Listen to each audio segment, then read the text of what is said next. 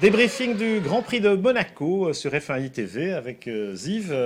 Un Grand Prix, alors un peu comme on l'attendait. Monaco, c'est toujours comme ça, hein, c'est-à-dire que un Grand Prix à la queue leu-leu, j'ai envie de dire. Et voilà, un très beau Grand Prix, surtout le samedi, quoi. Oui, un beau Grand Prix, nous l'avons souligné, hein, Pierre. C'est la qualification qui détermine en général la course. Et là, effectivement, Weber prend un très bon départ et tout le monde se casse les dents derrière lui. Du coup, on a un sixième vainqueur cette saison, c'est quand même assez exceptionnel. C'est un record d'ailleurs du genre. Avec Marc Webber, moi j'étais assez content pour lui parce que c'est pas une victoire à la sauvette, c'est vraiment une victoire au mérite. Webber, il a quand même signé, sinon la pole position, puisque c'est Schumacher qui est parvenu, mais il a quand même été plus rapide que Vettel, et pas seulement en qualif, mais également dans les autres séances. À Monaco, on sentait un Webber très très en confiance, il aime ce circuit, il va chercher la limite et il s'adapte à la voiture, ou Vettel peut-être plus méticuleux, plus exigeant, plus pointilleux sur les réglages, n'a pas tout à fait trouvé cette confiance indispensable pour faire une perf là-bas. Effectivement, nous avons ici un très beau vainqueur. Il était serein tout le week-end. Il a dominé son double champion du monde de coéquipier. Donc chapeau à Weber. En plus, il semblerait-il que la Mercedes était supérieure. Et donc, il n'a fait aucune faute Voilà, et voilà. il a remporté ce Grand Prix haut la main. Pas évident de faire zéro faute sur 78 tours à Monaco.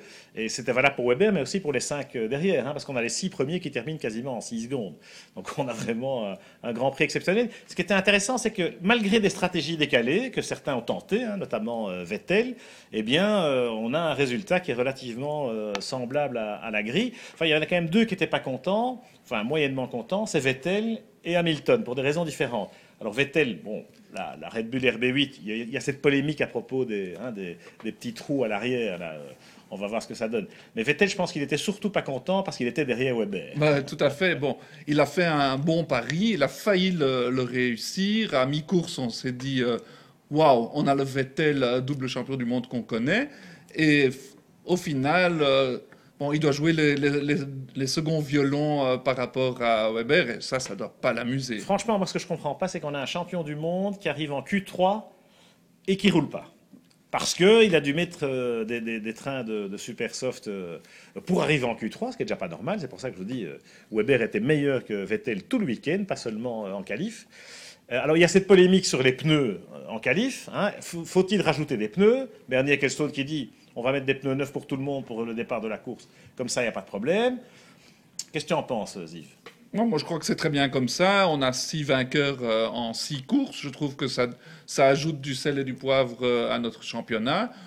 Pour l'instant, pour moi, c'est parfait. Moi, ce que je trouve un peu dommage, c'est qu'un Vettel qui roule pas en Q3, c'est quand même du spectacle en moins, c'est quand même pas très sain sur le plan du spectacle, sur le plan de l'économie de la F1. Et donc, voilà, c'est une conversation, c'est une discussion que les acteurs de la F1 doivent avoir. Pirelli est prêt à rajouter des pneus, hein, pour la Q3. Maintenant, c'est vrai que Vettel, en faisant ça, eh bien, il a pris le pari de partir en pneus durs. Oui, ça Euh, l'oblige à prendre des risques et alors on a plusieurs stratégies différentes. Elle aurait pu réussir, alors on aurait oui, créé au oui, miracle, sauf, voilà. sauf qu'elle n'a pas marché parce que je crois que voilà, tout simplement, Vettel était moins bon que Weber ce week-end. Et c'est intéressant parce que c'est la première fois depuis 1 an et demi, je crois, qu'il n'est pas franchement devant. Chez McLaren, on avait aussi une petite polémique entre Hamilton et son équipe, Ziv. Oui, il semble, bon, il a quand même pas mal de malchance, on peut appeler ça de la malchance, ou bien il y a vraiment un problème au niveau organisation chez McLaren. Apparemment, il n'y a personne qui lui aurait dit de pousser pour rester devant Vettel. Et bon, si c'est le cas, c'est vraiment une grave erreur stratégique. Enfin, Hamilton, c'est sûr on le sent frustré. Alors peut-être, c'est vrai il a eu beaucoup de petits soucis dans les changements de pneus, etc. Sur la stratégie, c'est vrai que McLaren ne nous avait pas habitués à pas parfaitement gérer tout ça. Enfin, quelque part, c'est quelque chose de rassurant, je trouve parfois, parce que ça veut dire que les équipes les plus puissantes ou avec les simulateurs les plus développés n'arrivent pas tout à fait à C'est qu'ils sont trouver, humains, voilà, disons. à trouver l'alchimie. Button, lui, est passé complètement à côté de son Grand Prix, et surtout des qualifs, parce qu'il était très bien le jeudi, pas mal samedi matin, et puis là, Et voilà. en course Mais inexistant. en passant en pneus super tendres, il y a pas mal de pilotes qui ont eu des difficultés, les Lotus notamment, on va en reparler dans la deuxième partie. Revenons quand même aussi aux héros de Monaco, c'est Michael Schumacher qui réussit une pole position sensationnelle, parce que la pole à Monaco, c'est vraiment un exercice de style tout à fait particulier, et c'est la science du pilotage qui s'exprime vraiment dans ce qu'elle a de plus précis. Oui, et là, chapeau, Michael, à 43 ans, remontrer aux petits jeunes et de signer la pole. Moi, j'étais très impressionné. Et là, on en vient à regretter sa pénalité.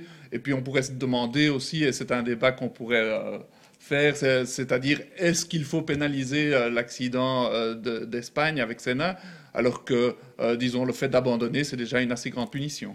Oui, moi je crois quand même qu'il y a deux aspects là-dedans. L'accident en Espagne, il est franchement de la responsabilité de Schumacher, même si, je vous ai dit il y a 2 semaines, que Senna n'était pas blanc-bleu dedans, mais que ça mérite une forme de pénalité. Maintenant, ce que je trouve anormal, c'est qu'on pénalise des pilotes sur d'autres grands prix. Plus tard, Schum, il fait la pole à Monaco et il n'a pas le droit d'en profiter. C'est quand même très, très injuste, quelque part. C'est très injuste et on aurait bien voulu en profiter. Parce que s'il prend un bon départ, il est parti, il gagne. Il est parti. Voilà. Et on a une page d'histoire de la F1 qui s'écrit. Alors que là, l'occasion est ratée. Michael, aussi un peu frustré, il n'a quand même pas fait une très bonne course.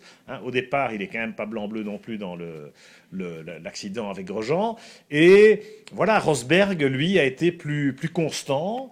Un poil moins vite en qualif, mais bon, parce qu'il a un tout petit peu changé de réglage entre Q2 et Q3, il a eu un poil de sous-virage dans son bon tour. Mais Nico n'était pas frustré, lui, pas inquiet. Il savait qu'il avait une très bonne auto, parce que la Mercedes, je peux vous dire que sur des circuits comme ça, on va en parler à Montréal.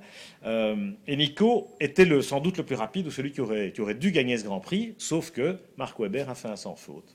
Tout à fait. Et Michael aussi, il faut dire, depuis le début de la saison, il a énormément de malchance et on aimerait bien qu'il se débarrasse de ce chat noir parce qu'il est quand même temps qu'il monte sur le podium. C'est vrai, mais je trouve qu'il va quand même souvent provoquer cette malchance. Et ça, c'est Michael tout craché. Et du coup, voilà, je me demande si le fait de passer à côté d'un exploit, d'une victoire à Monaco, qui lui aurait permis d'égaler le record de Senna, etc., je me demande si ça ne va pas un peu casser son élan, alors que chez Mercedes, il y en a un qui est imperturbable, c'est Rosberg. Il y en a un qui fait 0 faute, c'est Rosberg.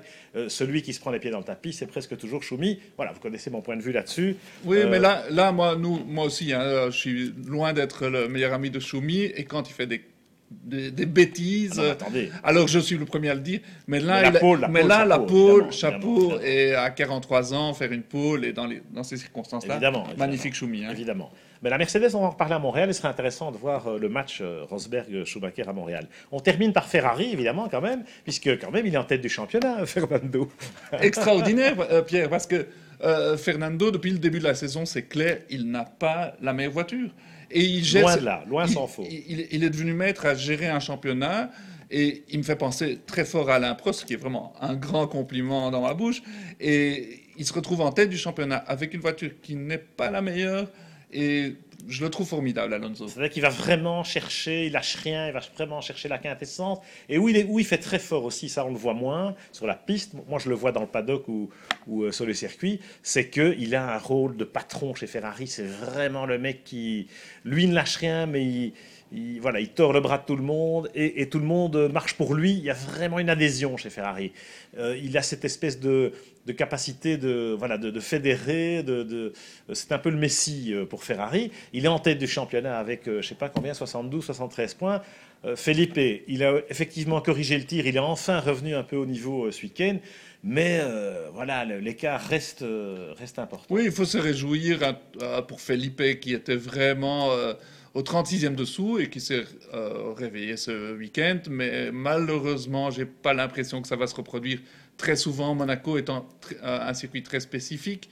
Et il a pu montrer qu'il s'est encore roulé, mais... C'est clair. Non, mais il était en confiance. Massa, quelque part, il n'avait rien à perdre, puisqu'il y a une telle pression avec, on annonce son remplacement en cours de saison, ce qui est quand même assez osé. Il y a une telle pression que, finalement, il n'a plus rien à perdre. Et il était assez cool.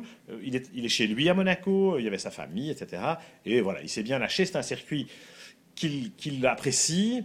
On verra effectivement, peut-être pas à Montréal parce qu'on est de nouveau sur un circuit urbain, mais par la suite, les Grands Prix de l'été, notamment Silverstone, on connaît, Budapest, où il va se situer par rapport à Alonso, parce que de là va peut-être dépendre aussi son avenir, sinon immédiat, du Oui, moins disons qu'on a à beaucoup, moyen terme. on a beaucoup parlé de son remplacement immédiat par Pérez ou un autre. Moi, je crois que maintenant, il va terminer la saison. Ils vont le laisser terminer la saison. Ça Et va dépendre de ses résultats du mois de juillet. ils n'ont pas. Franchement, le Oui. break du mois d'août qui fait 5 semaines, s'ils changent, ils changeront peut-être là. Mais enfin, on n'en est plus là. Ferrari a quand même besoin de 2 pilotes pour marquer des points en championnat constructeur, et là, ils ne les ont pas, clairement. Mais bon, Fernando, lui, quelque part, je pense que le championnat constructeur, il s'en fout. Et que donc, Tout lui, à il fait. pousse, lui, il pousse, et voilà, il est en tête du championnat, chapeau. Et Alonso veut son troisième titre absolument, coûte que coûte. Et s'il continue comme ça, L'intérêt de cette saison, tout est possible. c'est Hein. le fait que c'est tellement serré que Alonso parvient, c'est grâce à ça qu'Alonso parvient à tirer son épingle du jeu. Parce que les autres se prennent des points, et le Fernando est le seul qui a marqué des points dans tous les Grands Prix depuis le début de l'année. Et voilà, ça va être la clé du championnat. Oui, tout à fait. La constance dans l'effort. Bon, une bonne petite conclusion pour cette première partie. On se retrouve demain pour la suite du débriefing de Monaco sur F1 ITV.